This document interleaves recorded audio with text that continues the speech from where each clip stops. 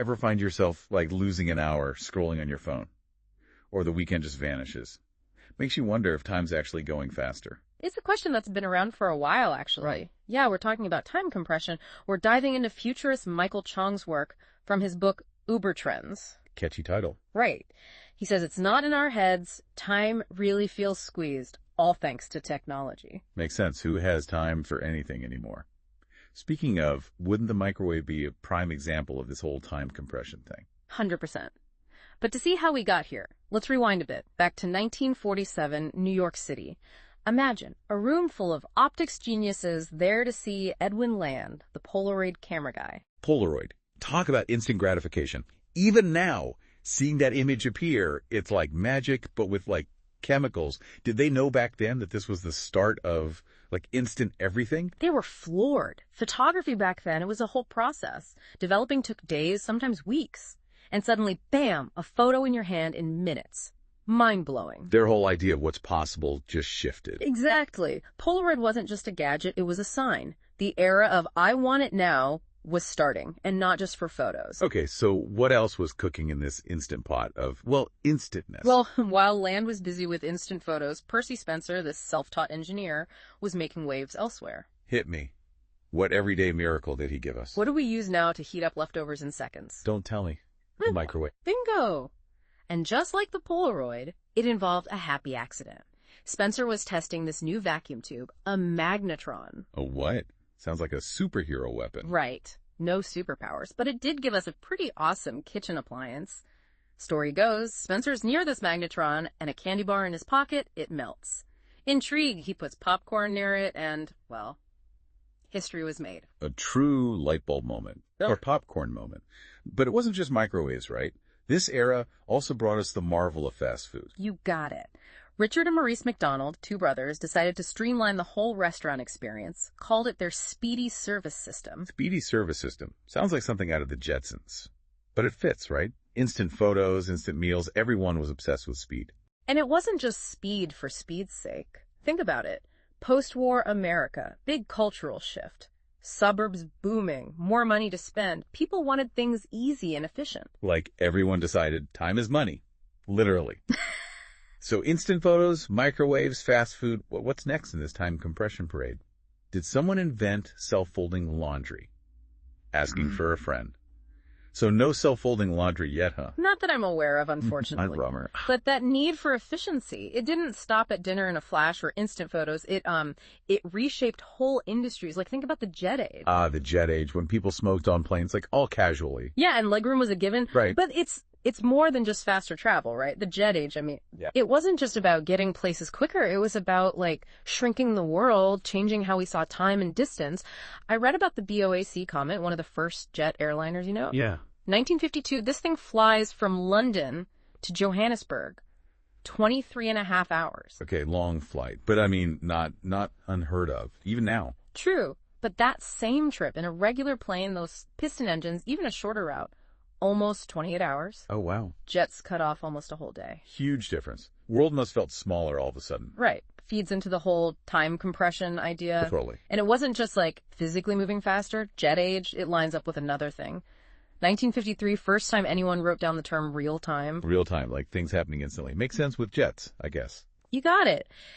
We got used to fast travel, fast communication, and then bam, wanting instant information, everything real time. That took hold. And this is just the beginning, huh? Just the tip of the iceberg. Okay, so instant photos, microwaves, fast food, jet planes, and now we want everything in real time. What's the next act in this speed symphony? Well, we got to talk about those things ruling our lives these days. Smartphones, Yeah. social media. Are we going there? We have to. Smartphones, it's like the world in your pocket 24/7. Instant messages, endless info, entertainment, whatever.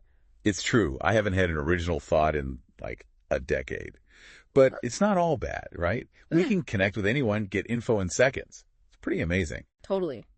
But there's a trade-off. This constant being connected, it makes you feel like you always got to be on. Like we're living at warp speed, all these notifications, updates, fighting for our attention. So it's both. We have more time because things are faster, but it feels like less time because everything's so instant, so demanding.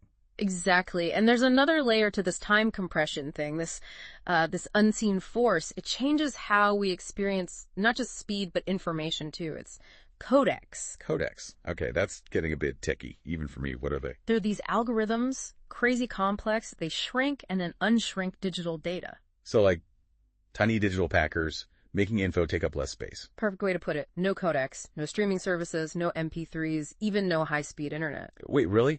These codecs, they're that crucial. Totally. Imagine downloading a movie back in the dial-up days. It would take, like, forever. Yeah. Codecs are how those files get smaller so you can download a movie in, like, minutes. Time compression in action. Huh, okay. Had no idea these codecs were the unsung heroes back there. They're constantly evolving, too. Getting better, compressing more, and the faster the data, the faster life feels, you know? It's like we're racing against our own tech just to keep up with how fast data can move. Makes you wonder where it all goes. It's a question that's kept futurists up at night.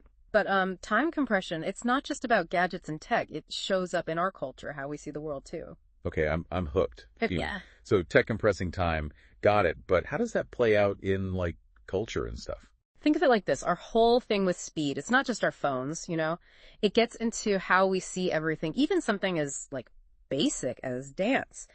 Those old waltzes, 19th century, all graceful, elegant. It's like a slower world, right? Yeah, you can practically hear the pocket watches ticking along to the music. Exactly. But now jump to, like, EDM, electronic dance music, way faster beats, sharper moves. It's like the speed of the internet, you know? Like our bodies are trying to do a TikTok challenge to life. Right. And this change in dance, it's like a bigger shift. We want things now, info overload, it's everywhere, changes how we think, how we experience stuff, even how our bodies move. It's like time compression is the soundtrack to life now, whether we realize it or not.